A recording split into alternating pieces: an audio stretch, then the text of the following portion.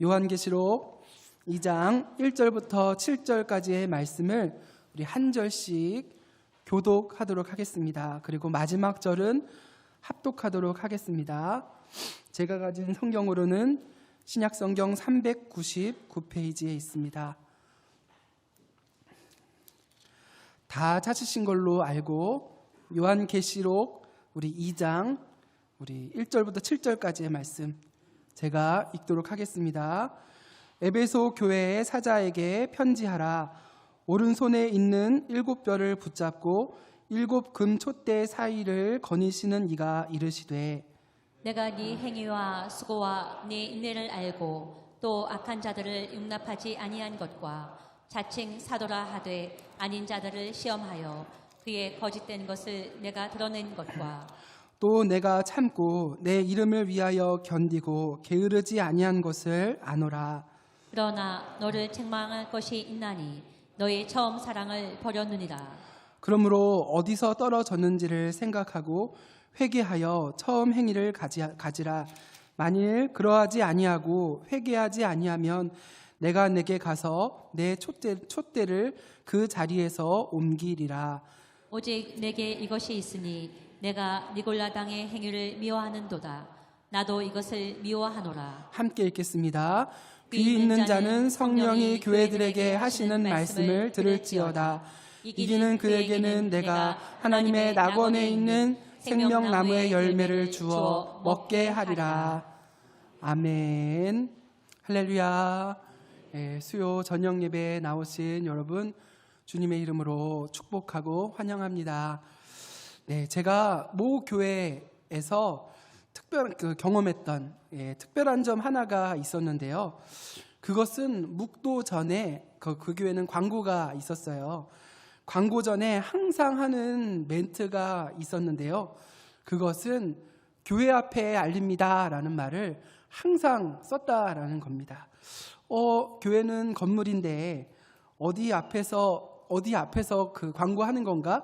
나에게 얘기하는 건가라는 좀 의문이 예배 드릴 때마다 그 생각이 들었습니다. 사실 이 멘트는 성도 한 사람이 교회라는 이해에서 나온 멘트라고 우리 매번 그 목사님들이 교육부서에도 소개를 좀 설명을 많이 해 주시더라고요. 이처럼 주님은 우리를 교회로 보시고요.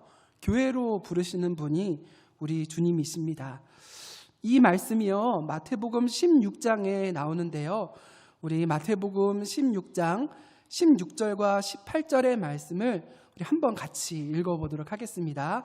시작. 시몬 베드로가 대답하여 이르되 주는 그리스도시요 살아계신 하나님의 아들이시니이다.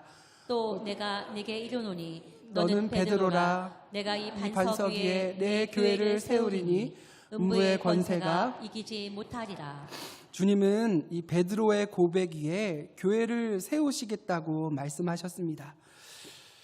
예수님을 주님이시요 그리스도라 고백하는 사람이 교회라고 말씀하시는 겁니다.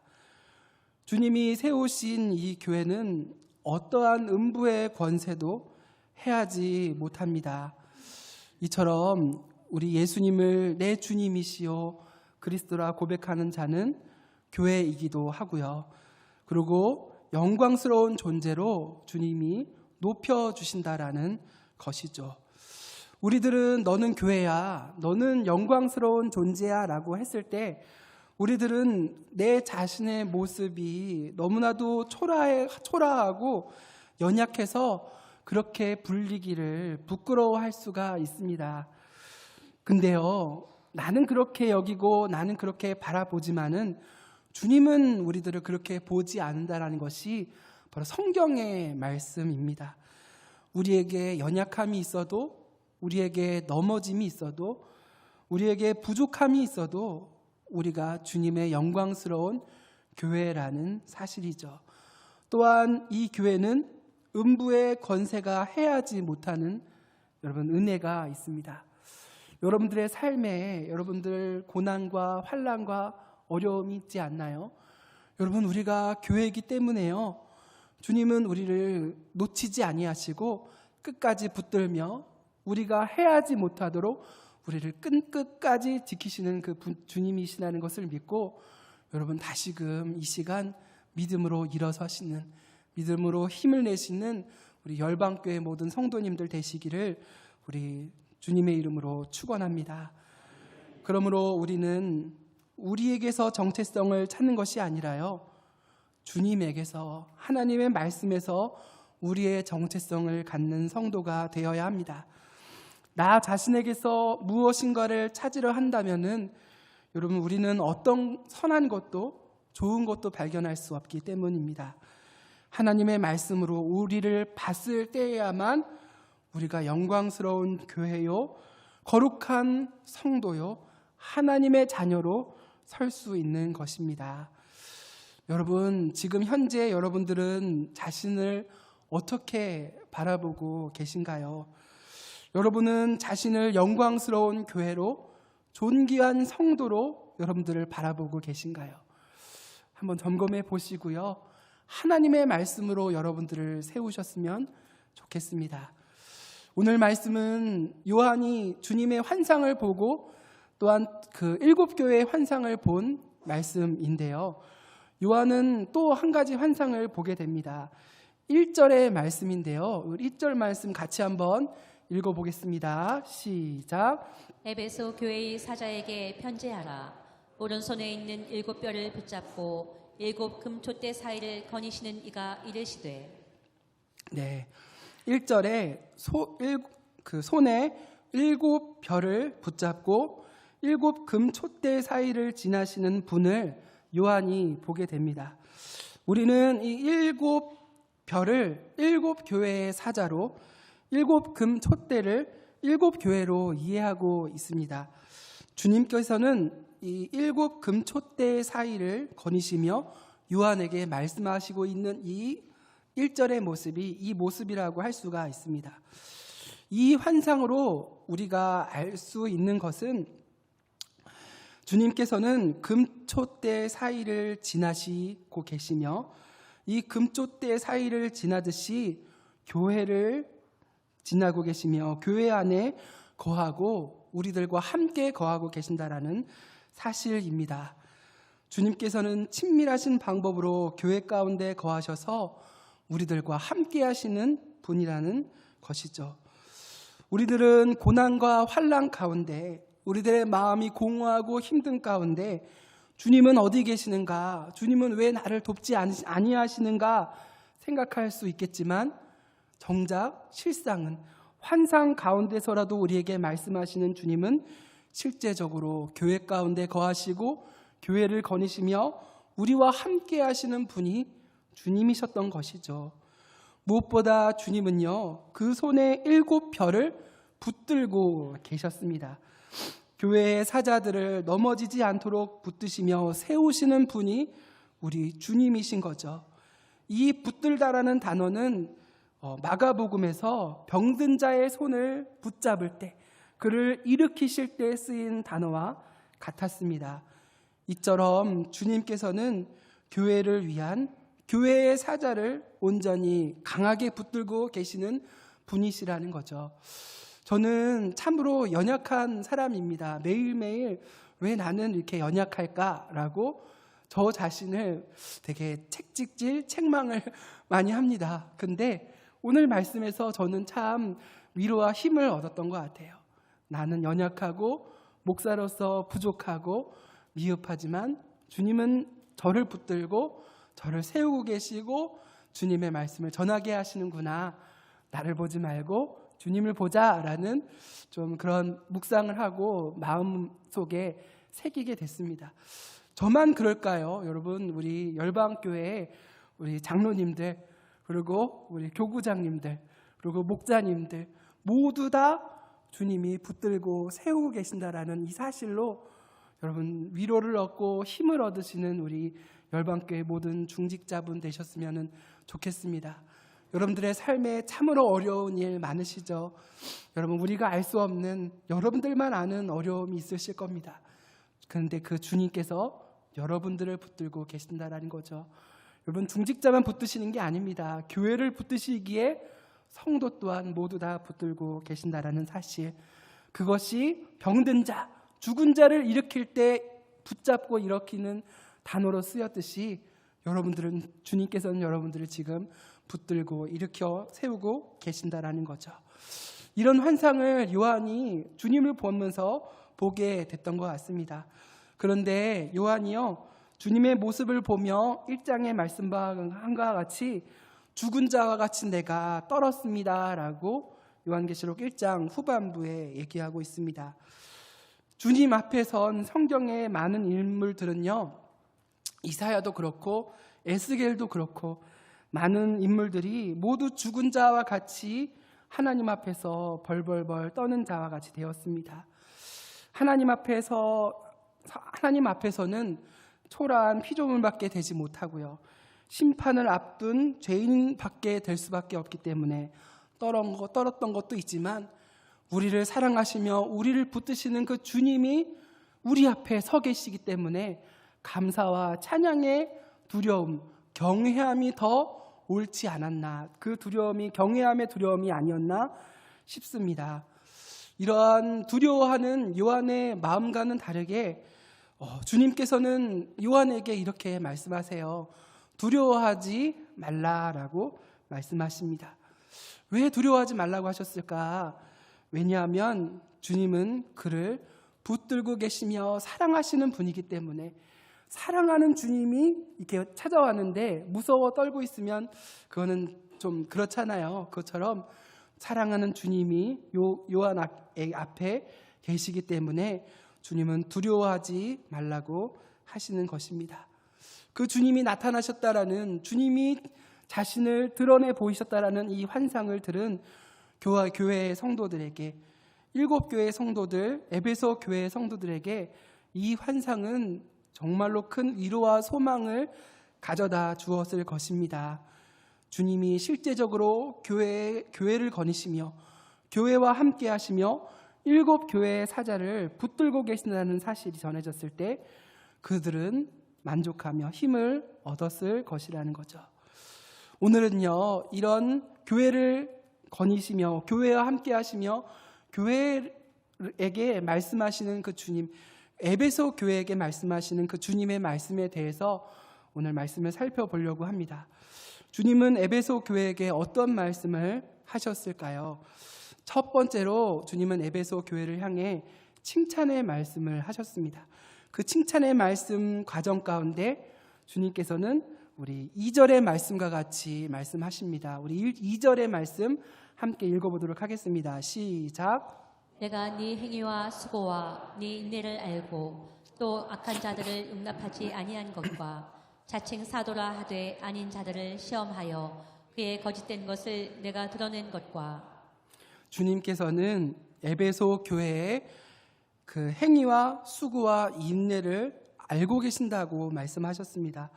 그리고 주님은 에베소 교회의 모든 것을 알고 계신다라고 말씀하셨습니다. 내가 안다고 우리 2절과 3절에 반복해서 말씀하시는데, 이 반복은 강조의 의미를 가지고 있습니다. 여기서 말씀하시는 안다라는 것은 그들의 행위와 수고를 아시는 것이고요, 그들의 마음속 깊은 것까지도 모두 알고 계신다라는 말씀입니다. 이 말씀을 언뜻 보면 무서운 말씀처럼 내 일거수일투족을 다 꿰뚫어 보시는 것처럼 보일 수 있지만, 이 말씀은요, 나를 아시듯이, 나의 연약함을 아시듯이 주님은 해결책도, 우리를 치료하실 수 있는 분이라는 사실이 여기서 드러나게 되는 거죠. 그러므로 주님께서 아신다라는 말이 우리들에게는 한없는 위로로, 우리가 나아갈 방향이 보이는 것으로 그런 마음으로 다가오게 됩니다. 주님은 무엇을 아셨냐고 말씀하셨냐면 바로 그들의 행위와 수고와 인내를 알고 계신다고 하셨죠. 본문은 2, 3절이 긴밀하게 연결되어 있습니다. 2절에서의 수고는 3절에서 게으르지 아니함에 걸쳐지고요, 이 말은 열심히 수고했음에도 지치지 않고 피곤하지 않고 포기하지 않고 끝까지 충성하는 그런 말로 우리가 해석할 수 있습니다. 소위 탈진하여서 다시는 이렇게 하지 말아야지 생각하지 않았다라는 것이죠. 끝까지 견디어내고 게으르지 아니었다라는 것입니다. 2절에서의 인내는요, 참고라는 단어에 걸쳐집니다. 이 말뜻 그대로 안팎의 어려움들을 견뎌내고 있는 그 모습이 에베소 교회에 있다라는 거죠. 또한 2절의 행위는 3절에서의 내 이름을 위해서 견디고라는 단어와 연결이 됩니다. 여기서 견디고라는 동사는 어떤 짐을 짊어지다, 메다와 같은 뜻을 가지고 있는데, 이것은 그리스도인들이 예수님의 이름을 위해 짊어지고 가야 하는 짐을 포기하지 않고 신실하게 날마다 지고 있음을 우리 이해할 수가 있습니다. 이처럼 에베소 교회의 성도들은요, 모든 것을 주님 앞에서 충성되고 모든 것을 감당하며 살았던 사람들이 에베소 교회였습니다. 에베소 교회의 상태를 좀 살펴보자면요, 에베소는 에게해에 인접한 큰 항구 도시며 로마에서도 손에 꼽히는 대도시가 바로 에베소라고 할 수가 있습니다. 항구 도시답게 우상 숭배와 그러면 길드가 발전되어 있어서 황제 숭배가 요청되는 곳이었고요. 또한 에베소는 아르테미스 신전이라고 아르테미스 신을 섬기는 여신을 섬기는 신전이 너무나도 유명했습니다. 이 신전이 얼마나 이 지역 사람들에게 사랑스러운 존재였냐면은 2차례나 무너졌지만 다시금 재건시켜서 빨리 재건시킬 정도로 신전을 사랑했고요. 요만한 피규어로 돌을 조각해서 언제나 마음속에 품속에 품고 있는 그 사람들이 에베소 지역의 사람들이었습니다. 그만큼 이 에베소 지역의 사람들 마음 가운데 우상이 깊게 박혀 있는 거죠. 신전의 유망은 우상 숭배의 문제가 생겼던 곳이었습니다. 신전 창기와의 문제가 있었고요. 또한 거룩하지 못한 문제가 있었고, 또한 황제의 도움을 많이 받았기 때문에 황제 숭배의 문제도 피할 수 없는 문제가 그들에게 있었습니다. 이러한 문제 속에서 에베소 교회의 성도들은 이 우상 숭배와 황제 숭배의 문제를 피할 수가 없었습니다. 이러한 문제 가운데서 찾아온 것이 바로 니골라당이라는 거죠. 버가모 교회에도 니골라당의 문제가 있었는데, 제가 2장 14절 15절의 말씀을 한번 같이 읽어보겠습니다.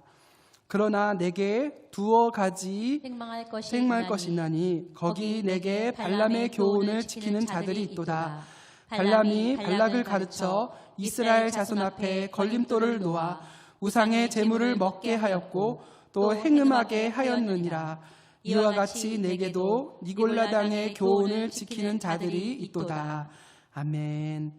그 발람의 교훈은요, 이스라엘 백성들이 아무리 저주해도 그들에게 저주가 통하지 않자 발람이 낸 꾀가 하나가 있습니다. 그것은 이스라엘 백성들이 스스로 우상 숭배하고 넘어지게 만들어서 하나님의 심판 징계를 받게 하자라는 것이 이 발람의 꾀였거든요.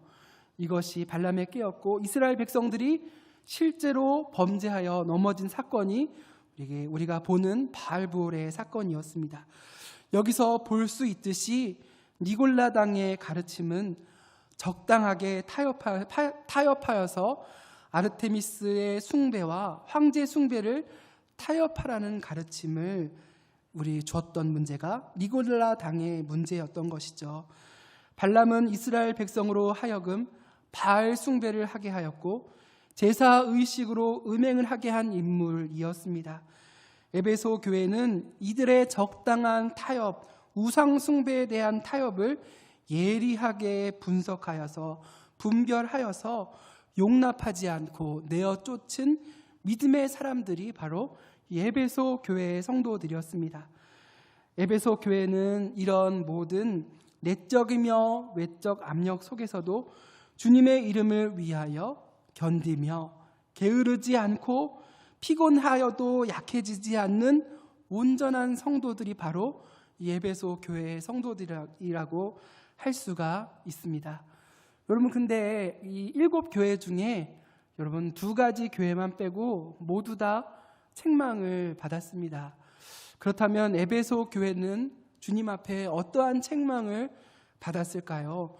주님께서는 책망하시는데 바로 주님은 에베소 교회를 향해서 나의 사랑을 버렸다라고 말씀하십니다. 주님은 에베소 교회를 너무나 잘 아셨습니다. 그리고 주님은 에베소 교회의 성도들의 하나님을 향한 사랑이 빈 껍데기인 것을 알고 계셨습니다. 우리 4절 말씀 함께 읽어보도록 하겠습니다. 시작. 그러나 너를 책망할 것이 있나니 너희 처음 사랑을 버렸느니라. 네, 그들은 주님의 사랑을 버렸습니다. 그들은 주님의 사랑을 잃은 상태이기도 하지만 그들 스스로가 어떤 이유의 선지는 모르겠지만 버렸다라고 말씀하고 있습니다. 그들의 사랑이 식은 이유, 버린 이유에 대해서 다양한 견해가 있습니다. 첫 번째로요, 이 니골라당의 교훈을 제거하기 위해서 교회 안에서 교리에 대한 논쟁이 심각하게 있었다라는 것으로 해석하는 사람도 있습니다. 거짓 선생이 심어놓은 파당이 생겨서 교회 안에 서로에 대해서도 하나님에 대해서도 예리한 잣대로 서로 간에 문제가 생겼고 하나님을 향해서도 문제가 생겨버린 그 모습으로 해석하는 견해도 있지요.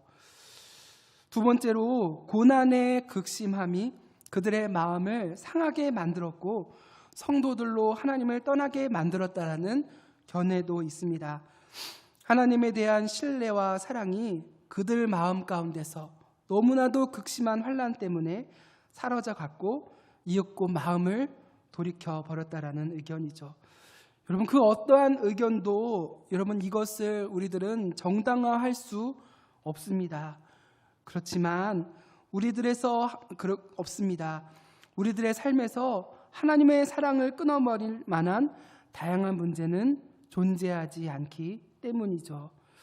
하지만 우리들의 상한 마음, 우리의 사랑 없음은 하나님에 대해서 우리가 오해를 하였기 때문에 벌어지는 것들이 참으로 많습니다. 우리가 이런 고난을 이해하고 우리에게 어려운 것을 이해하기 위해서는 하나님과의 올바른 관계에 서 있을 때만이 우리가 하나님의 하시는 것들, 하나님이 우리에게 주시는 것들에 대해서 우리가 감사함으로 받을 수 있기 때문에 우리들은 하나님에 대한 올바른 관계, 이해가 필요한 것이죠. 에베소 교회가 아마 이것을 놓치지 않았나 싶어요. 하나님에 대한 바른 관계와 이해 말씀이시죠. 여러분, 대신방을 다니면서 많은 성도님들의 삶의 가정 가운데 서로 간의 마음에 많은 환난과 고민과 고난이 있는 것을 발견하게 됩니다. 신앙을 떠난 것처럼 보이지는 않지만 그 마음 가운데 하나님을 향한 불신이 저는 발견하지 못했습니다. 있을 수도 있습니다. 오늘 이 에베소 교회 성도들을 보면서 여러분들의 마음을 하나님을 향해 어디에 두고 계신지, 어떻게 두고 계신지 한번 우리들의 마음을 살펴봤으면 좋겠습니다. 에베소 교회는 주님 앞에서 수고와 인내를 온전히 감당한 교회였습니다. 그럼에도 불구하고 사랑을 버렸다라는 것으로 주님께 정말로 강한 책망을 듣고 있습니다. 그런 에베소 교회가 주님께 강한 책망을 버렸고 너희가 하나님의 사랑을 버렸다라고 주님께 책망을 받았다면 우리와 같은 사람, 나와 같은 사람은 얼마나 하나님 앞에 큰 책망을 받겠습니까? 우리들이 책망을 받는다면 그 회개를 우리들은 어떻게 드려야 하는 것일까요? 여러분, 빨리 돌아와야 큰 회개하지 않습니다. 여러분, 주님 앞에 자신을 점검함으로 주님께 돌아오는 그 은혜, 주님께 돌아오기를 주님의 이름으로 축원합니다. 주님은 5절의 말씀으로 우리에게 말씀하시는데요. 우리 5절 말씀 다 함께 읽어보도록 하겠습니다. 시작. 그러므로 어디서 떨어졌는지를 생각하고 회개하여 처음 행위를 가지라. 만일 그리하지 아니하고 회개하지 아니하면 내가 내게 가서 내 촛대를 그 자리에서 옮기리라. 네, 주님은 에베소 교회에게 5절과 같이 말씀하십니다. 주님은 이 말씀 가운데서 우리가 기억하기 쉽게 세 가지를 말씀하시는데요. 첫 번째, 생각하라. 두 번째, 회개하라. 세 번째, 처음 행위를 가지라 라고 우리에게 말씀하십니다. 여기서 생각하라는 것은 기억하며 되새기라 라는 말씀입니다. 어디서 내 신앙의 문제가 생겼는지 돌아보라는 것이죠. 그리고 우리가 돌아보고 나의 안에 있는 문제점을 발견했을 때 회개함이 우리에게 필요합니다. 회개는요, 단순히 기도로만 하나님 잘못했어요 라고 하고 끝나는 것이 아니라 뉘우쳐서 돌아오는 것까지가 회개입니다. 내가 저기까지 갔으면 여기까지 돌아오는 것이 회개라는 것이죠. 그리고 회개하여 돌아옴으로 인해서 처음에 가졌던, 하나님을 향해 가졌던 처음 행위로 돌아오는 것이 오늘 우리 주님께서 우리에게 주시는 말씀입니다. 그런데 이것이 하나님이 하셔야지만 우리 안에서 역사하시고 우리가 움직여야지만 할 수 있는 것입니다. 이것을 주님께서 분명히 말씀하셨는데도 이것을 듣지 않고 돌아오지 않는다면 우리는 여전히 그 자리에 서 있을 것이고요.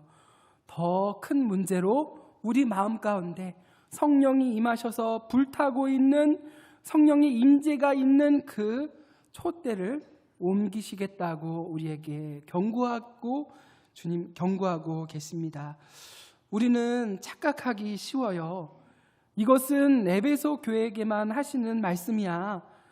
나하고는 맞지 않아. 나는 주님을 떠난 적이 없어 라고 여러분 할 수가 있어요. 여러분, 저도 예수님을 믿지만 저는 죄를 지은 적이 삶에서 거의 없거든요. 그래서 나는 죄를 짓지 않았어. 근데 제 마음 가운데 있던 큰 죄악이 뭐냐면 자기의였어요. 나는 옳아. 나는 잘못한 것이 없어. 하나님, 나한테 왜 이런 고난을 주세요? 라고 마음을 먹는 그 자기의 의로움이 제가 예수님을 십자가에 못 박히게 만든 저의 죄였던 거예요. 하나님 앞에서 그것을 발견하게 됐을 때 이것이 내 죄구나 라는 것을 깨닫게 되었습니다. 여러분, 우리들 모두가 하나님 앞에서 죄인이에요. 우리가 딱히 죄를 지어서 죄인이 아니라요, 우리가 죄인이기 때문에 죄를 짓는 것이고 우리 마음 가운데 존재 자체가 죄인이기 때문에 죄가 있기 때문에 우리가 죄를 짓는 것입니다. 그러므로 주님께서 에베소 교회에게 말씀하시는 이 말씀이 우리에게도 동일하게 적용이 되어야 하는 것입니다. 그리고 우리들은 처음에 말씀드린 바와 같이 우리들이 교회이기 때문에 우리들은 이 말씀을 들어야 하는 거죠. 여러분, 우리들은 교회입니다. 주님께서 붙드시는 교회입니다. 그 주님께서 우리에게 회개하고 돌아오라고 말씀하십니다. 이것을 우리가 들어야 한다라는 거죠. 선택사항이 아닙니다. 우리가 주님의 말씀을 소홀하게 여겨 듣지 아니하였을 때 5절의 말씀은 다음과 같이 말씀합니다. 그러므로 어디서 떨어졌는지를 생각하고 회개하여 처음 행위를 가지라. 만일 그러하지 않으면 회개하지 아니하면 내가 내게 가서 촛대를 그 자리에서 옮기리라. 이 말씀은 우리에게 있는 교회로서의 정체성을 옮겨가시겠다라는 말씀이고요. 우리 마음 가운데서 성령의 임재를 더 이상 주지 않고 느끼지 못하게 할 것이라는 주님의 무서운 말씀입니다. 주님께서 교회로부터 촛대를 옮기신다면 교회는 더 이상 세상의 빛이 되지 못할 것입니다. 여러분, 지금도 역사의 뒤안길로 살아가져 가는 교회들을 많이 보게 됩니다. 요한계시록의 7교회도 지금 역사의 뒤안길로 사라져 흔적만 찾아볼 수 있는 교회가 되고 있죠. 또한 미국의 큰 교회들, 많은 교회들도 이를 증명해주고 있습니다. 이처럼 에베소 교회도 동일하게 되었습니다. 이처럼 우리도 에베소 교회와 역사 속에 있는 교회들과 같이 촛대가 옮겨져 주님이 없는 존재가 되면은 안 됩니다. 우리는 그러므로 어디서 떨어졌는지를 생각하고 회개하지 아니하고 처음 행위를 가지지 않으면 우리도 동일한 결과를 맞이하게 될 것입니다. 여러분들은 지금 어디에 서 계시고 있으신가요? 하나님을 향한 사랑에 온전히 거하고 계신가요? 여러분들을 점검하고 생각하며 회개하며 처음 행위로 돌아오는 그 은혜가 있기를 주님의 이름으로 축원합니다. 주님은 에베소 교회에게 경고 외에도요, 다시금 은혜로운 약속을 주십니다. 우리 7절의 말씀 한번 읽어볼까요? 읽겠습니다. 시작. 이기는 자는 성령이 교회들에게 하시는 말씀을 들을지어다. 이기는 그에게는 내가 하나님의 낙원에 있는 생명나무의 열매를 주어 먹게 하리라. 주님은 교회에게 자신의 말씀을 하시는 분입니다. 그런데 여러분, 이제 성령이 교회들에게 하시는 말씀을 들을지어다라고 말씀하시는데요. 근데 하나님의 말씀은 누구나 다 들을 수 있는 것이 아닙니다. 그러므로 주님의 말씀을 듣는다라는 것은, 주님의 말씀을 본다라는 것은 그 자체가 영광스럽고 은혜인 거죠. 우리에게 살 길을 주시는, 살아갈 길을 주시는 하나님의 은혜가 바로 그 주님의 말씀입니다. 주님은 에베소 교회에게 친히 말씀하시며 그들을 온전케 하시겠다고 말씀하시는데요.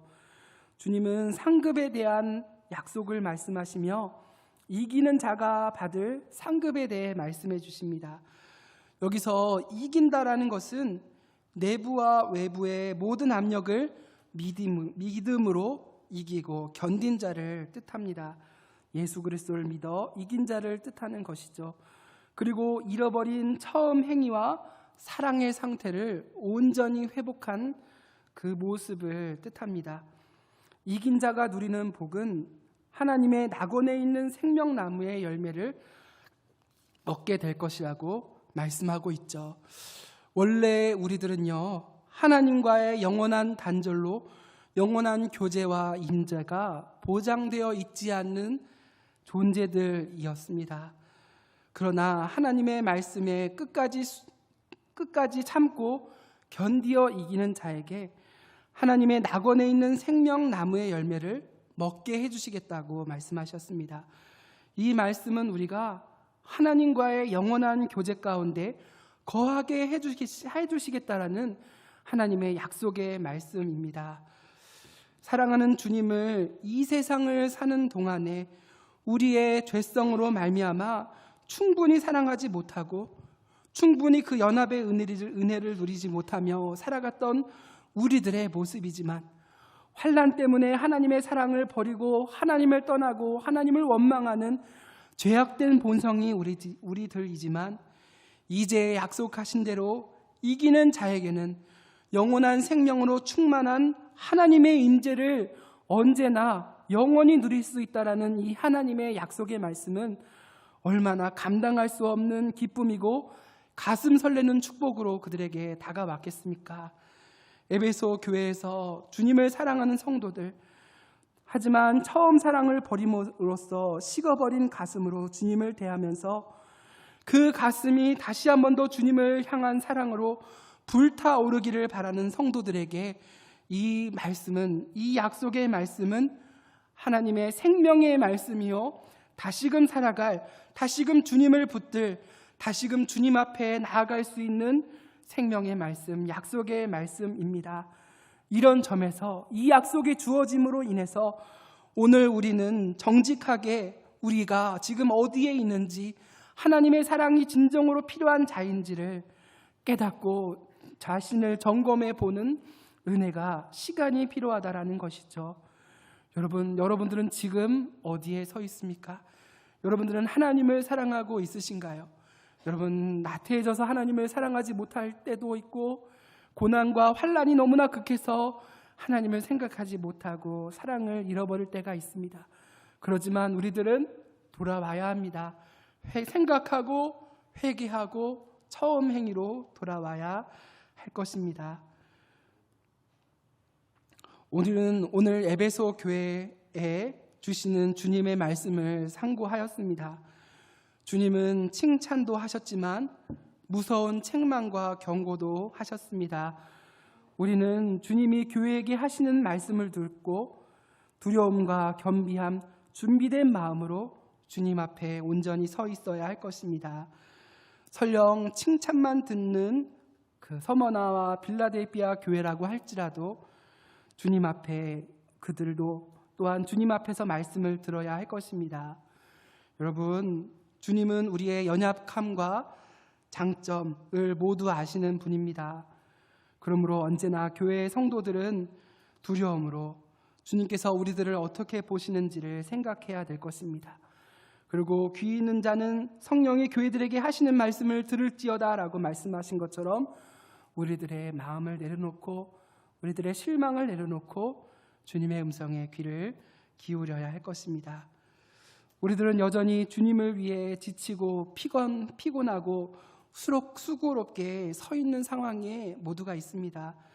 주님은 더 나아가 게으르지 않고 인내함으로 전진하라고 하시는데요. 이러한 삶을 에베소 교회가 그렇게 쉬지 않고 살아왔습니다. 끝까지 충성하고 끝까지 견뎌냈습니다. 그렇지만 그들은 그들의 힘듦으로 처음 사랑과 행위를 버렸지만 주님은 그들에게 다시금 나와서 다시 그 자리 가운데로 일어서서 가라. 처음 행위를 가지라. 다시금 그들을 독려하며 일으켜 세워주십니다.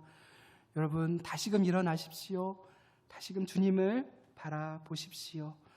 말씀을 정리하겠습니다.